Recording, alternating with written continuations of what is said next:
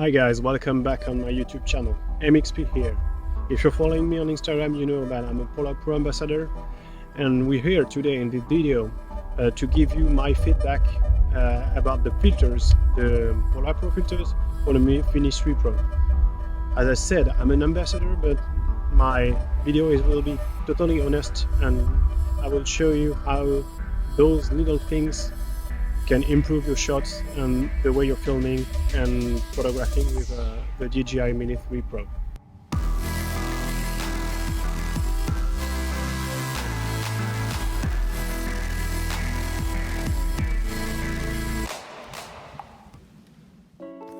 As you can see, there is a right mark on the filter and you have to rotate it when using the vertical mode. I've tried to put the filters in front of my camera.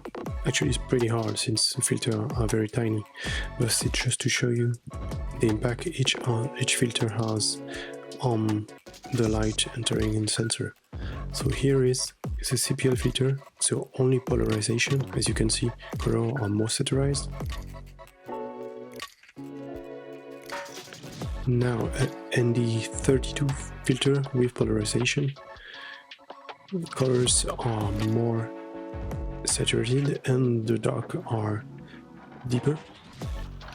And now only an ND32 filter, just to show you the impact on the contrast.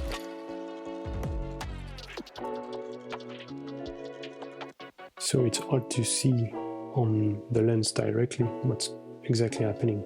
So here is a bit of math showing you how the amount of light is entering in the sensor depending on the filter you're using.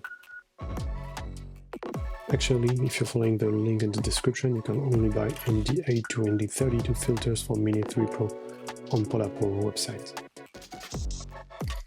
So let's see in some clips the real impact of the filter.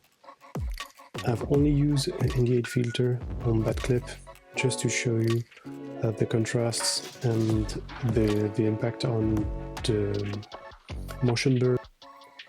Adding the polarization to the previous filter will increase the way colors are being returned and logged in the camera.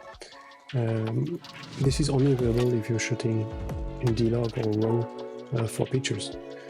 Without the filter, here is what the shot looks like, and you can see in the three versions of it using different filters, but always the same amount of stops provided by the Polar Pro filter.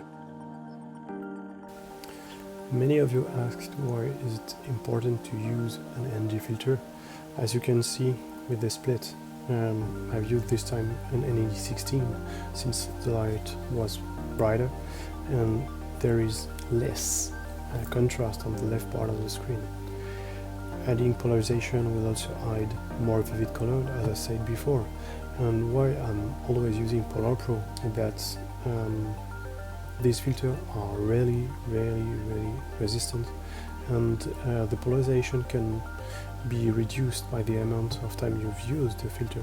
And I've never faced any issue with the Polar Pro filters on my Mavic 2 Pro.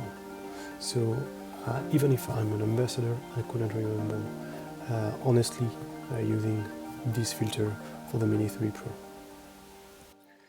My best advice when using a drone is to lower your ISO as low as possible. But if you don't want to use an ND filter to do that and just to keep it manually, you can still use the CPL filter, which is providing only polarization to your shots and to make the color more vivid. In the very same way, you can use also ND filters without polarization just to increase the contrast and to keep your ISO as low as possible.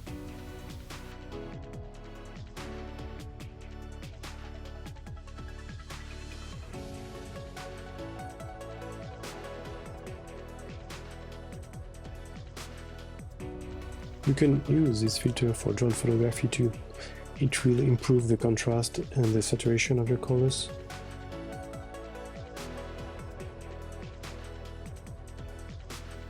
You will not have the impact of the filter on your motion blur since you're photographing, but the filters will really help you frame better light. I've read in the comment that people don't want to darken their shots. Even if you're doing photography with ND filter, it's really better to have a darker shot if you're shooting RAW and to correct it on Lightroom or an editing software you'll have, instead of having a burned image. When an image is burned with highlights, you can't fix it.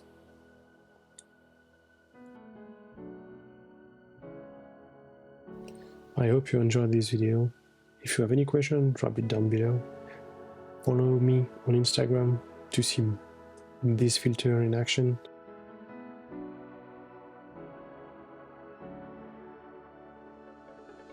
And subscribe, turn on the bell here on YouTube to be sure not to miss my next video. Stay tuned.